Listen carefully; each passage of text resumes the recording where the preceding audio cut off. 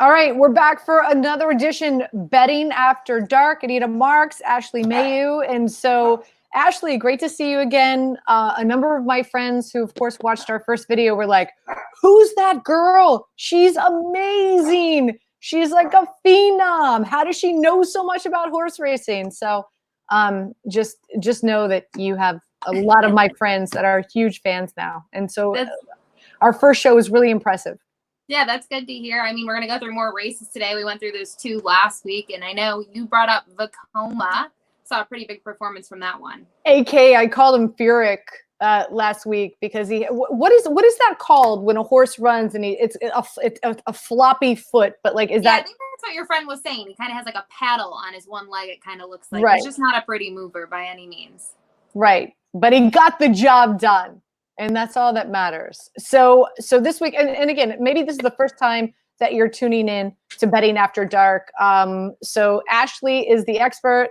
I am far from it. I love horses. I love horse racing. I really get into it in the Triple Crown. So I'm really enjoying what we're doing because I'm learning so much from Ashley, and hopefully you will as well. So this week they're at Keeneland, and I'm Keeneland. Right? Keeneland. There you go.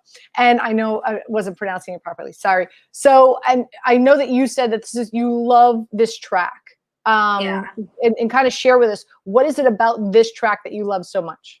So I think for me, it kind of shaped my future because my parents took me there in just around 2000 when I was a kid. And I fell in love with Lexington. I mean, it's the horse capital. There's horses everywhere. And the drive out to Keeneland is so scenic because you go past some of the biggest and best horse farms.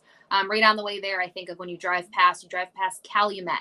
When you see Calumet baking powder, right? That's how that kind of all started. And they had some really great horses. It's just so beautiful. But Keeneland typically races just 1 month in October and then again in April. So you see all these top horses go there. Typically in April, the Bluegrass is run then. We'll actually go through that race later. But it's a very good atmosphere for someone that doesn't necessarily know much about racing.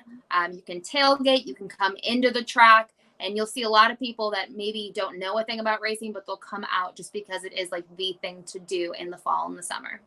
All right, so we're going to break down 4 races for you. We're going to jump to race 5, which is the Madison Stakes. It is a grade run race that we discussed last week. So we know we've got some really impressive horses that are going to be racing in this race. So first and foremost, why don't we do this? Why don't we start with the favorite and who's expected to win this race, Ashley? Yeah, on paper, it looks like the 5 Guarana. I mean, look at this filly, and she's been quite impressive. She's won 4 of 5 races in her career, and 2 of them have been at this level at that grade 1 competition. You can kind of see the first was just about a year ago at Belmont. She won the Acorn. She won it decisively. In her following start, she went to the lead right away at Saratoga in a grade 1, and she just prevailed in there. Now, she did face her first loss of her career at Parks. She was second to Street Band. I thought the effort was fine. She did fail as the favorite, but, horses can't win all the time. They really can't. And then, she had some time off. So that's always something to kind of consider. When a horse has time off, you don't really know what you're working with. So the last time between September, the next time we would see her was on June 4th at Churchill. Now, the track came up sloppy. She was only going 7 furlongs. And you can kind of see the condition. We brought this condition up in the past. It's like an optional claiming event, which is a nice type sort of race for classier horses just to kind of maybe see where you can go from here. And she won that race really easily by 5 1/4 lengths. I think with her, the distance of this race is 7 furlongs, and she has done well at longer distances. But last time out, she won at this distance, and she did it quite nicely. So I think there's a lot to like about her. We've mentioned horses usually improve after a layoff and maybe their second start. And after such a strong performance, she could do that again today. So like I said, there's very little that she's done wrong in her career. All right. Also, the fact that her trainer is Chad Brown. And Chad Brown, from what I understand, has had a lot of success at this track. Why is that? It's just Chad in general. I know we looked at his horses last week in the poker, and they didn't fare the best trips, the ones that we had kind of focused on. But with him, I mean, he has such quality stock, and that's always a big thing. But he does a tremendous job training. Kind of looking at the stats in here at Keeneland, they raced Wednesday and Thursday. So this isn't updated, I don't think, with today's numbers, but he's 1-for-1 so far at Keeneland, and on the year he wins at 25% in general. So a lot to like there. And then again, we talk about riders when they team up with certain trainers. You can see Jose Ortiz is climbing back aboard her. He didn't ride her last time out. And when you kind of look at Jose and Chad at Keeneland, you can see that number of 25%. And also, this is a one-turn race, and from what I understand, she does well. Kind of, for us that aren't so knowledgeable as you, Ashley, like explain that. Why do some horses do better when there's only one turn in the race? I think it just kind of, the momentum, especially when you're entering turns, and you just think of that in general from maybe a physics standpoint, a class that I really didn't like in school, which is surprising. But, some horses, they just fare well when they have just one turn rather than two. In her case, it doesn't matter. I mean, you can look at her race at Saratoga when she won. She went 1 mile and 1/8, which is, a quarter of a mile further than she'll go today. And she was, a strong competitor in there. And part of it was because she did go to the front and she kind of could set the pace, but it wasn't like, that she still didn't have someone kind of right behind her. There was a horse maybe half a length behind her kind of pushing her around the track. All right. Another horse you like in this race is Mischief, who happens to be 1 year older. Yeah. So the condition for this race is you're just going to be looking at 4-year-olds and up. So that's kind of the age thing. Now she's a year older, and you can just see she's had more experience on the racetrack. She's raced 22 times, has 10 wins. I mean, it's pretty impressive. She's 18 for 22 in the money. So, oh, wow. I mean, odds are, in her favor to at least be in the top 3. Now, my concern with her, there's a few, but if you look at her races this year, she's made 3 starts. She won her first 2 very nicely, especially that race 2 starts back at Oakland in the Carousel. It was a really great performance. She beat a horse in here, Amy's Challenge, who I believe is the 9. So, you can kind of see where she fits against others in here. But last time out, she failed as the favorite. I don't think she had too many excuses in there. They did go slightly fast for the half. You can see kind of the times. And if we highlight just that 44 and 2, if you kind of go down the page on her races, you can see that this half is like faster than the others. And while we might not think a second or 3/5 of a second is a big difference, it really is in terms of horse racing. So that could have played into it, but she kind of had to hard chase in second, and she just couldn't get the job done. So for me, that's a little bit of a turn off on paper. I think the other thing is most of her races have been at 6 furlongs, and looking at that most recent 7 is a bit of a head scratcher, but it's hard to say. When you look at her other races down at Oaklawn, those 2 this year, I should say, she won easy and looked like she could go even further. So I do have a couple concerns about her, but obviously she's very talented. All right. And there's one more horse in this race that you really like. Who is that? Yeah, I like the 8, Belle's the 1. Now, she's interesting. She has 2 wins from 3 starts at Keeneland, and I think her performances here have been quite nice. I mean, kind of looking at her most recent win, that came in October at Keeneland in the Grade 2 Raven Run, and it was a 10-horse field. She was last early on. It was kind of a compact field. You didn't see the runners kind of spread out, but she made up a ton of ground late. She scored at 13-1. And she even had some, traffic problems in there. Now, obviously, her next 2 races, they had one more started in 2019 at Santa Anita in a Grade 1. She finished middle of the pack. She faced a really nice runner by the name of Hard Not to Love. Bella Fina is also really respectable as well. And then they tried her on the turf. You can see that at Fairgrounds. You can kind of see that symbol. We haven't talked much about this, but you see the T with the circle. That's telling you the grass. Didn't seem to like the turf, but then, that probably turned a lot of people off from her, and they didn't want to play her last time out in the Grade 3 winning colors.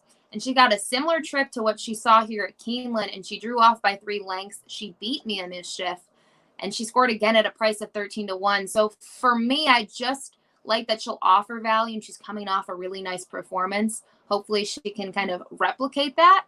But a big thing for her, I think, will also have to do with the pace. We always talk about the pace, how it sets up. And Mischief likes to be towards the front.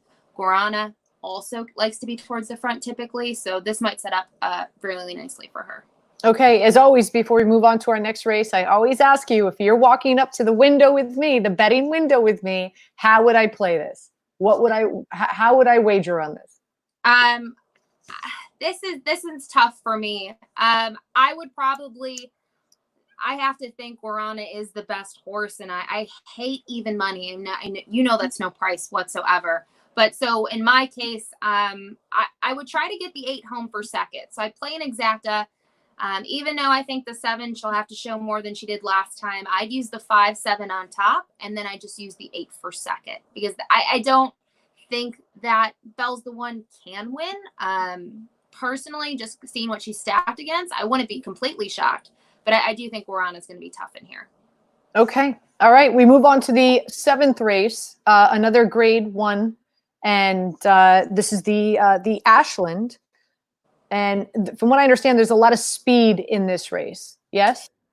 Yeah, there's a decent amount. I mean, Venetian Harbor, who's the morning line favorite, she has the most speed on paper, and kind of looking at her races, she's always made the lead, and that's what I really expect in here.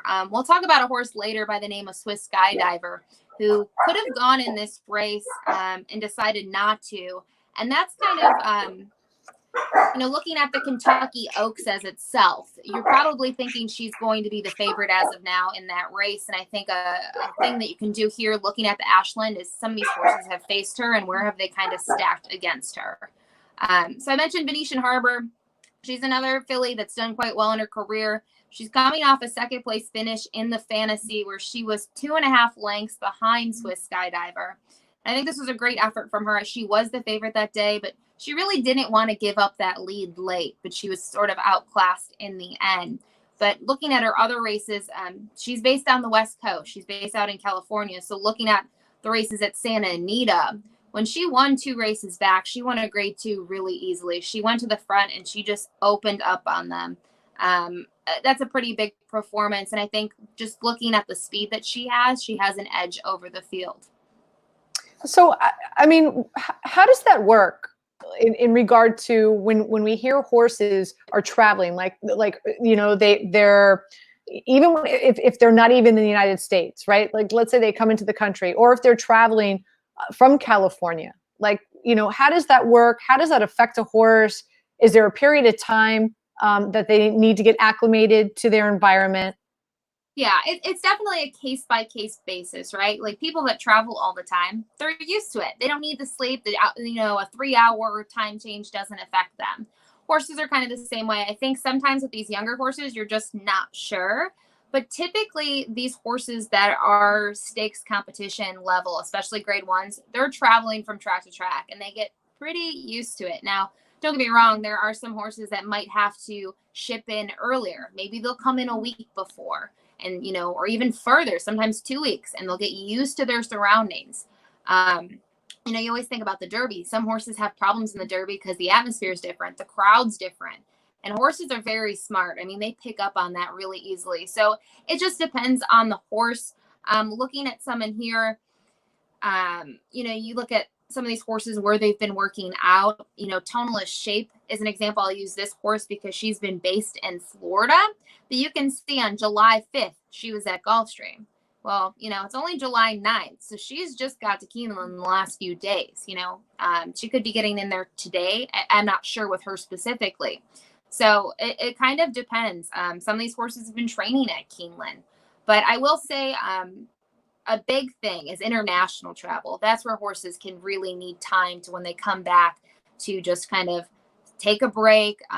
But those sorts of flights, that's a little bit more strenuous on an animal. I guess, and relating it to, I cover the NFL, right? Home field advantage. Is there such thing as home track advantage for horses that don't travel much, that stay in the area, or this is where they train anyway? I think maybe sometimes there is, especially maybe with younger horses, because obviously you just don't know what you're getting, right? It's like a kid. You just don't know. They might see something and they might have never noticed it before. I was just thinking about, I was watching a race somewhere, in the post-race interview, the trainer had said, going onto a different course, moving from the turf to the dirt, the turns are tighter. So, and this is up at Woodbine. So, when you move to the inside, it's obviously smaller turns, and the horse just kept looking around. So it's crazy how these little things can make a difference. With horses that train at the track, some horses just prefer one dirt surface over another. Every dirt surface kind of has a different composition too. Not, no two dirt tracks are the same. Another horse that I know that you like is Bonnie South in this. Now, in doing the very little bit of research that I've done, I'm trying to stay, in pace with you, Ashley, is that Venetian Harbor is a horse that has a lot of early speed. Bonnie South is a horse that is more of a closer. But here's something really interesting I discovered. They both have the same sire. They do. They're both by Munnings. And kind of looking at them, it's interesting, right? Pedigree, you can look at it and you can study it, and it definitely gives you insight. But sometimes you have two horses and they're just drastically different. You think that could come from, the dam and that side of the pedigree, the bottom side, but it's different. These two are really opposite. The reason I liked Bonnie South, part of it was the price, 5 to 1. I'm excited to see Johnny V climb aboard her for the first time. But, kind of looking at a horse, especially at the age of 3, she raced 2 times as a 2-year-old and so far twice as a 3-year-old. And I've seen like a steady progression in her. She's improving. She's getting better. Maybe she's learning more things. But regardless, she's still going to have to step up if she's going to win. And I still think that might be out of her reach today. But she's coming out of a win down at Fairgrounds in the Fairgrounds Oaks, which is a grade 2. I was going a mile and a 16th, same distance as today. And she was last by a lot. And she made up a ton of ground late to win by 2 1/4. The big thing there, it was a grade 2. It was lesser competition. And I still think horses like Venetian Harbor and Speech are just tougher competition than she's faced so far. So that's why I think not only is she going to have to, come from the clouds again, most likely, she's also going to have to step up at this higher level. So what is it about Speech that you like? So kind of looking at Speech, like I had mentioned, you kind of try to see these horses in this division. Like you think about the Derby. I know you love the Derby. You try to see all those horses. When have they faced each other? How have they kind of improved? Who's gotten hot? Who's gotten cold? And just try to kind of see what the playing field's like. In the case of Speech, she's a horse that has what I call second-nitis. If you look at her, the only win she has is the first win of her career. When she did that, she did it stylishly. She won by 9 lengths, and she was expected to do so. She was the favorite. But in her 4 starts since then, you can see she's been second every single time. And it's kind of just looking at it on paper. She doesn't have necessarily enough most of the time to kind of close in the gap and to kind of, move up in the stretch. And she's just hanging around for second. With that said, though, the competition that she's faced, you look at that most recent race at Santa Anita, she was second to Swiss Skydiver. You look at the race before that, she was second to Gamine, who has been very, very highly touted. She won her next race. So I think she's faced tough competition. She just hasn't been able to, get the job done. All right. And again, how would you play this? Oh, the pressure's on. For me personally, there'd be 2 things I would do. I think I would just kind of, it's probably not necessarily the best bet. I do think Venetian Harbor is probably going to go off, I don't know, maybe at even money, which isn't great value. Again, we said that about the race before this, but I'd probably box the 2 and the 3 and maybe hope that something happens. But I'd also play, I'm going to get a little more creative here. I'd play a trifecta. And in the trifecta, I would actually single the 2 on top. And then behind her, I would use the 3 and the 6. And then after that, I would use the 3, 4, 6. So it's not that expensive of a wager. In that ticket, I have some coverage for second and third. I just really need the 2 to win. Got it.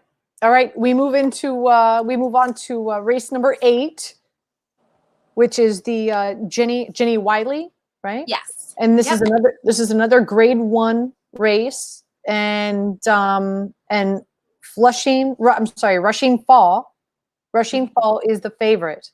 Yeah. So from what I understand, has a really good history on this track. Yeah, that's a really good point about her. So we're on the turf now. We're going a mile and a 16th. And kind of looking at Rushing Fall's performances at Keeneland, she's won 4 of 5 starts. The only time she finished off the board was last October in the First Lady. She was 4th in a field of 13. And, kind of looking at her, I think the main thing to point out is when you look at her races, say in 2017 and 2018, she was unstoppable. I mean, you can see the streak that she was on. She only lost one race in that time point where she was second by a neck, and she was just so game, but just came up a neck short. But with her looking from 2018 to 2019, she didn't make it to the Breeders' Cup in 2018. They gave her time off. We didn't see her till April. She saw her in the Jenny Wiley, fresh off the layoff. She wins, and you kind of see her. She's got early speed. She's shown the ability to close in the past, but she likes to be on the lead. Her next start, they took her to Belmont. She wins again, and then they take her to the Diana, which is for fillies and mares on the turf. This is kind of the race, and it's a grade 1. When she was in that race, this is still a strong performance, but she was second to Sister Charlie, who was a highly regarded turf mare. The concern was we don't see her between July and October. And she's got that time off. She makes that one start, and this is her worst start at Keeneland. She finishes 4th.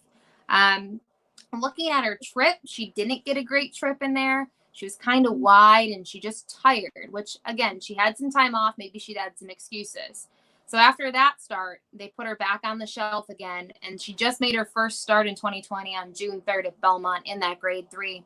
And she went to the front, and she looked like that horse that she used to be. So that kind of erased any doubts a lot of people had about her. So she's a horse, like you said, she loves Keeneland. She's so accomplished. You look at the number of grade 1 she's won. It's a lot. It's hard to ignore her in here. It simply is. I mean, there's other angles. You know, you have Chad Brown. We mentioned him. Great trainer, really great on the turf. He does great with horses getting back to the winner's circle next time out. It's about 31%, which is really high. And if it's 31%, I'll have to look it up for the future. His on the board and, in the top 3, it has to be even, way larger than that. All right. So from what I understand, a lot of early speed in this race. And with that being said, what are some of the other horses that you think might challenge? From what I understand, there's a horse that's from Brazil. Yes. I'm from Miami. That's Brazil. And which was a private purchase. Is that something that does not happen frequently? Like, why is that so unique? And what horse is that? It happens. I mean, everyone has kind of their price that they'd sell at. It depends what a horse is valued at. So they might have spotted something with this horse while she was in a different country and wanted her, or maybe the connections, somehow there. It all depends. Keeneland, they have a lot of races for 2-year-olds. And when you have a 2-year-old that wins really impressively, even if it's at a short distance, that's where the money starts to come into play, and people will get offers right after the first race. So if you have a first-time starter and they win impressively at Keeneland, you're already getting phone calls about, hey, how does this dollar amount sound? It's really crazy how that works. In this case, I'm not sure how it really panned out. I don't know the history on her, but you had mentioned speed and how speed plays into this. She has early foot. I mean, if you look at her first start, which I'll say in general, when horses come from another country, I don't want to say all the time, but what I've noticed, a lot of horses might need a start or two. Depending where they come from, they might go the opposite way on a racetrack. They might have never raced on the dirt before because in some countries, turf is more prevalent or like a synthetic surface. So it really depends. Now, in her case, they brought her here. I don't know exactly when she came over, but her first race was in January in a grade 3. So they're already putting her in this graded stakes because in her country, she was racing in grade 1s. But kind of looking at how this played out, they put her at 5.5 furlongs on the turf. It's a turf sprint. She stalked in there, and then she made her move late to win by a length and a quarter. But something that sticks out, too, are the fractions. I mean, they went really quick. They really did. I mean, the half went in 44-1, 5/8 of a mile, and 55-1. That's blistering. And, Santa Anita, I think you can see in their turf sprints, they typically have fast times. But what they did next time out is they went from 5.5 furlongs and they stretched her out to a mile. And you'll see a lot of trainers do this. And in this case, you think about a horse that has speed. Are they going to be able to last now a mile? She really ran a great race. I mean, she set the pace in there. They went kind of fast, for the half, not too fast, I would say there. And she was second, beaten by just half a length. She got caught late. That's simply what happened. And that doesn't really surprise me on the stretch out. She had some time off due to the pandemic and things like that. And then they put her back in a grade 2 out there. And this has been her career best race since coming to the United States. They cut her back to the 5.5 furlongs, and she stalked in there. She was a little further back than in her other 2 races. And then she won by half length. Mike Smith's ridden her every time. Obviously, when you look at Big Money Mike and kind of his races, he rides very quality horses all around. You look at him this year, he's won 23% of his races, and he's only raced 108 times, where you look at maybe the rider to his outside, Joel Rosario, he's had 473 mounts. Like, he's kind of selective with his horses now, and he can do that just because he is such a talented rider. So I think it's interesting. They're going to stretch her back out. She's done well on this move before, but she's definitely, I think, could play into the pace, and that'll be interesting. When she was in that mile race, she found herself on the front. I don't know. Is she going to try to challenge Rushing Fall? She didn't need to at the 5.5 furlong distances, but I think, it's hard to say at a mile and a 16th, does she need the lead? Is there another horse here that you're eyeing in this race? Kind of looking at the field, the horse on the outside, because we talk about speed, and I always wonder if 2 horses lock up and they go faster than expected, what could happen? I don't know if you want to be really far back in this race. A lot of those horses typically are.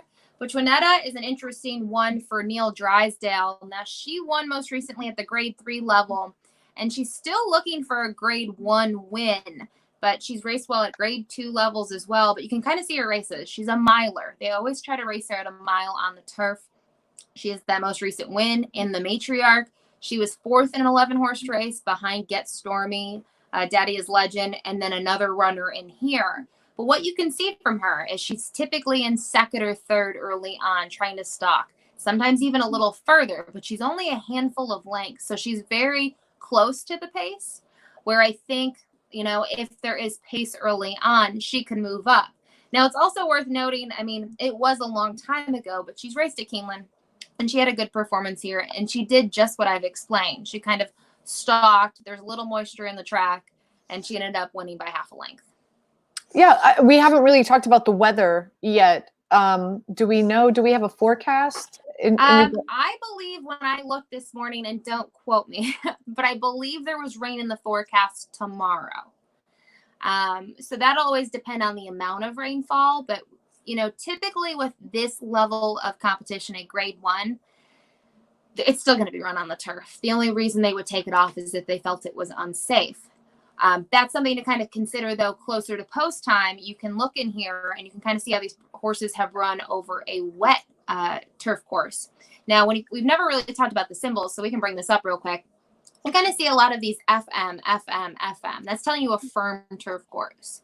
Anything other than that, you'll see a GD, you'll see a yielding, you'll see that one, and you'll also see a soft. That's telling you the amount of moisture in there, and it progressively gets worse as you go. In the case of Rushing Fall, she's been over a wet turf course. She's been fine.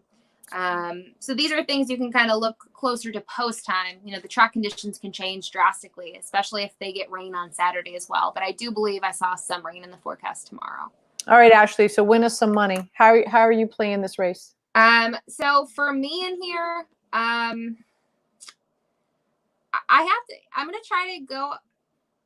going to make 2 bets. I'm going to bet a 4-8 box here. I'm just going to go off of that. And then I think, I'm trying to think, this isn't a race for me that I'd make a win bet.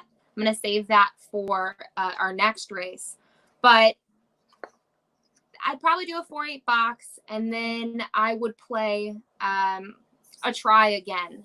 So I want to get for that top 3, and I'd play this a little differently.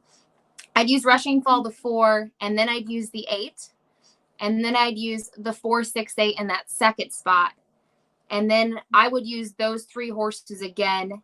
And I would like to toss in at a bit of a price the horse on the rail, the One Secret Message, who we haven't talked about too much. This horse has had a lot of troubled trips, and she comes from the clouds rather, but she came off a really nice win last time out, and maybe she can get a minor share at a price. I got to try to find a price horse somewhere.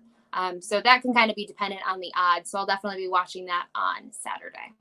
All right. Last but not least, we go to race number 9, and that is the Bluegrass Race. Pretty much from what I understand, everything I'm reading, this is pretty much wide open. but also whoever wins this race gets into the Derby if the owner and the trainer so choose, right? Yeah. So when you're on this the Derby Trail, a lot of the races are point races, and you need a certain amount of points to qualify. So looking at here, I can see you can kind of look at the owner of the winner, and they talk about the points in here. So it looks like it might be 100 points to in here. Second gets 40, third gets 20, and they kind of go down there. So in years past, the system's been slightly different, but it's telling you kind of at this top, it tells you about the race more in detail, and this is what's telling you. There's 100 points on the line for the winner, which is a lot. Okay. And so coming into this race, who is favored? So on the morning line at 3-1 is the 7 Swiss Skydiver. Excuse me. Now she's a 3-year-old filly trying the boys, and she's trying the boys for the first time. I know you're excited about this. I am. So, I get very excited about it. So the interesting thing is they could have raced her in the race for fillies, but they've decided to put her here. And seeing her performances, she's towards the top, if not the top, of the Kentucky Oaks field. But it'll be interesting to see what happens, because if she wins this race, there's still a little bit of time, obviously, with the Derby being the first weekend in September. Will they change their mind? Will they say, let's not, we beat the boys in the Bluegrass. Now will we go to the Derby? So this is a big race for her to kind of decide where she's going to fall. Is she going to go for the girls' races on the Oaks, or is she going to go on the Triple Crown Trail? So there's a lot on the line for her in that standpoint. What would you do if you were the owner? What would you do? Okay, so this is probably not the right response, but I view it this way: as everyone wants to run in the Derby. Yeah. No matter what, you want to run in the Derby. But if I personally thought that this wasn't the horse to race, and I really thought I could win the Oaks, I would actually probably go for the Oaks, which is the unfavorable and unpopular opinion. If I have a colt or a gelding, like, I don't have an option, so I'm going to the Derby. But I also think that if I probably had an Oaks contender, hopefully I'd have a Derby contender at some point. But if she was training lights out and she demolished this field, then I go for the Derby. It really just depends her performance. So let me ask you. Let's say she goes to the Derby and she either win. Let's say she comes in second or third. She places or she shows. Is that more attractive, more appealing, more impressive than her winning the Oaks? Ooh, that's tough. I really do think, Anita, that's probably dependent on who you ask, because you look at the Derby when you have a 20-horse field and you can say she beat, 18 horses behind her. And that's really impressive when they're boys. From a breeding standpoint, I don't know kind of like the margin of difference, because, you look at these fillies and mares, and when they have an accomplished race record, they're going to go breed after this. And hopefully they're going to have successful offspring, and they're going to pass down their good characteristics to their foals. But, winning the Oaks, then you can go to other races. I mean, I look at, it's kind of like, I think, you have the Black-Eyed Susan, you have all of those other races. And if you can win all of those, is that probably better than picking up minor checks? In some sense, yes. But you see some of these superstar fillies and mares that can beat the boys. I think about Rags to Riches was a really big filly who beat the boys, and Rachel Alexandra, Zenyatta. You think of those type of horses; they're once in a lifetime fillies and mares, and in that case, I think it's probably better that they were beating the boys in some sense. My dog Frankie thinks that if she wins this, she should run in the Derby. He's just putting in his 2 cents. Okay, so Swiss Skydiver. So obviously, and I mean, is it safe to say, because I love it so much, and I'm not even half as into horse racing as you are. I'm imagining that just because she's a female, there's going to be a lot of money that's going to be placed on her anyway, just because you're going to be rooting for the girl, right? I'm sure there's going to be hunch bets on her. Yeah. And I think her race record, though, that speaks for itself. I mean, she's definitely a different 3-year-old than she was as a 2-year-old. You can kind of see her buyer numbers, the DRF. This is like one of my favorite numbers out there. Those bull numbers. She was running 70s until about March this year, and she has won her last 3. She's had a 90 or higher every single time. There's some horses in this field, they've never broken a 90 or been that close to breaking a 90. So you can kind of see the way she's won her most recent race. She was on the lead in the Santa Anita Oaks, a grade 2. She won decisively in that performance. She beat Speech, which we mentioned earlier in the other race. The race before that, she won a grade 3, grade 2, and she's just won with ease her last 3. It's really been impressive to see her. I mean, she does seem like she is the real deal. This will really seal that if she can perform well, and hopefully beat the boys in that sense.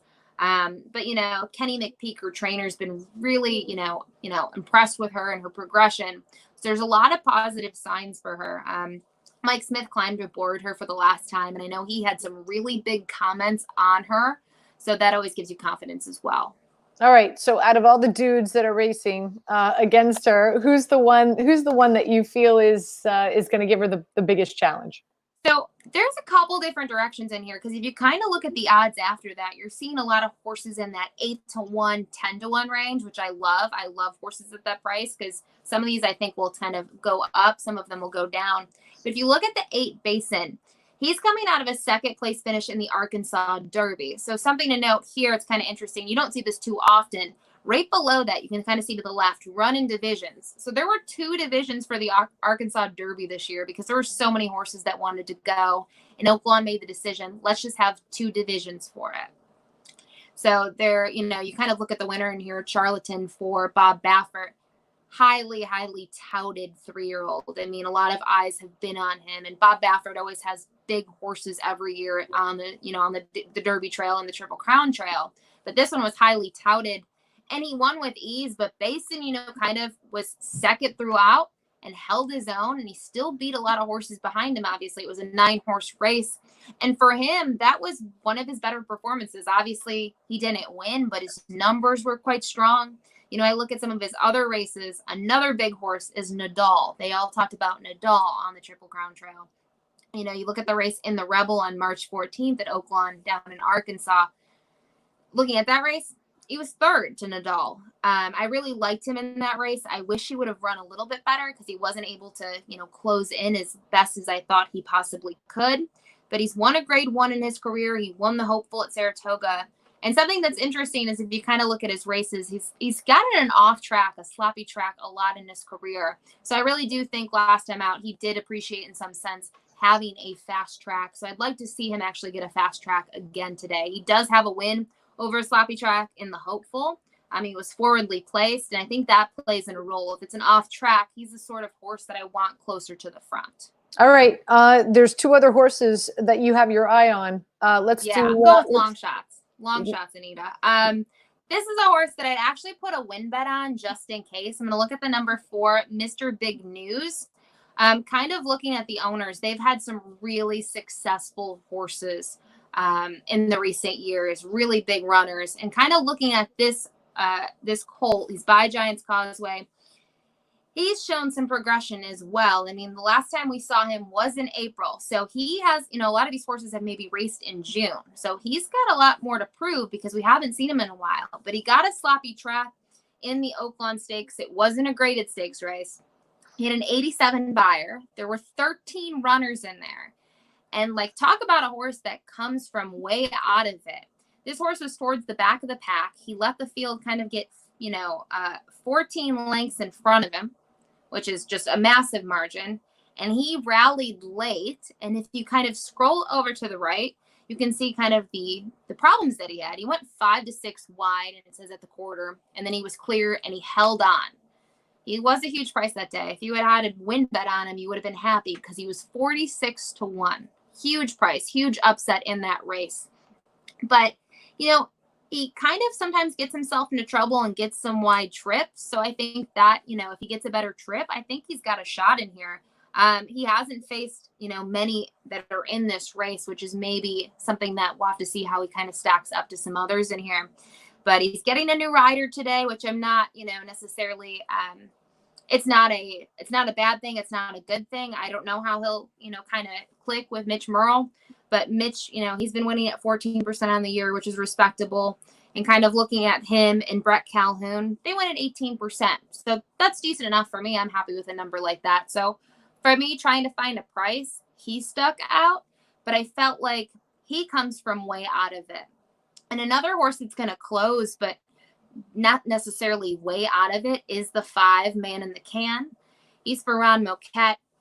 He's won his last 3 races, and kind of looking at him, something that's interesting, he's an Arkansas bred. So not saying not all the time. You don't see an Arkansas bred necessarily all the time racing at these higher levels, but they're still competitive.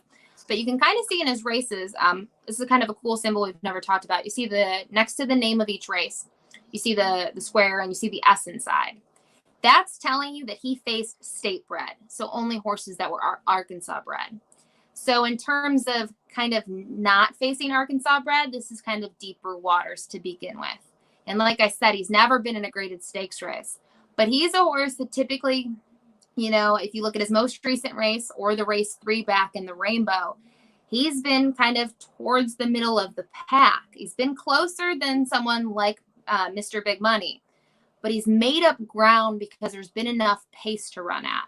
And I kind of find that interesting from him. Like I said, he's shown some improvement, and his last 2 races have been quite strong.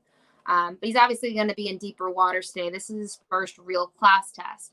But interestingly enough, the race 2 back, he was just off the pace. I mean, he stopped in second and won by a neck in the end. So I think they have some options with him depending what they, project the pace to be.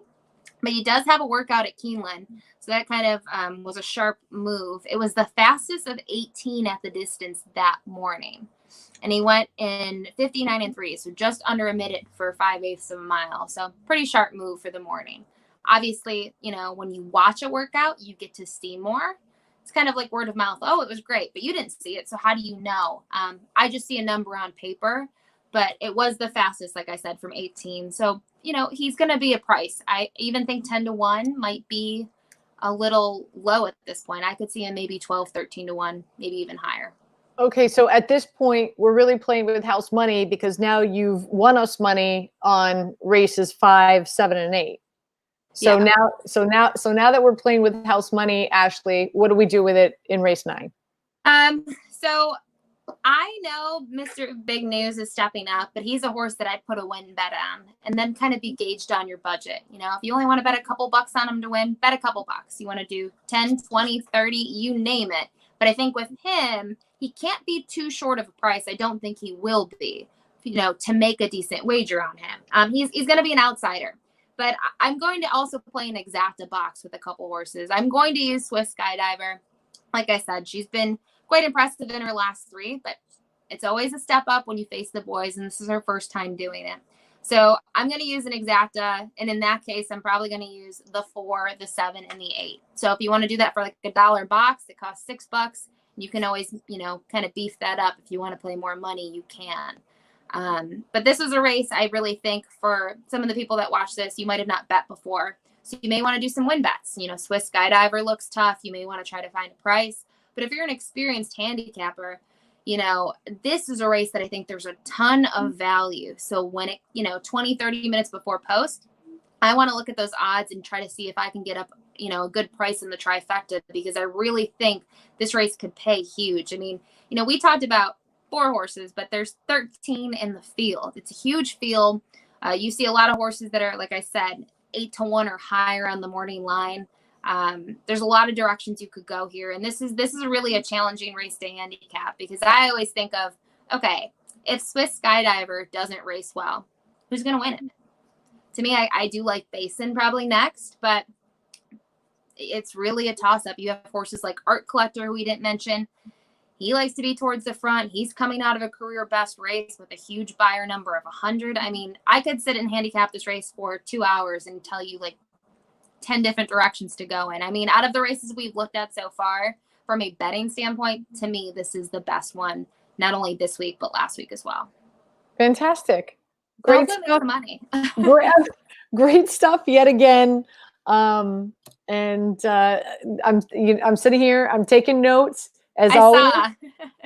As always, and actually, so I host Sports Talk Radio here in the New York, New Jersey, Connecticut, Pennsylvania area on Saturday and Sundays. And actually, I share your picks, and I promote our show on my Sports Talk Radio show. And I had a few listeners who sent me messages on social media saying, thank you. Somebody who's talking horse racing. I wouldn't have been able to do it without you. So hopefully we can continue to help people win some money. Yeah, and I really hope we see it. I'd love to see the filly win, right? Because, I think it'd be cool to see her maybe have to go on the Oaks path or to go on the Derby. That's the most interesting thing to me. It's not that she's a girl. It's that what will they do next if she wins?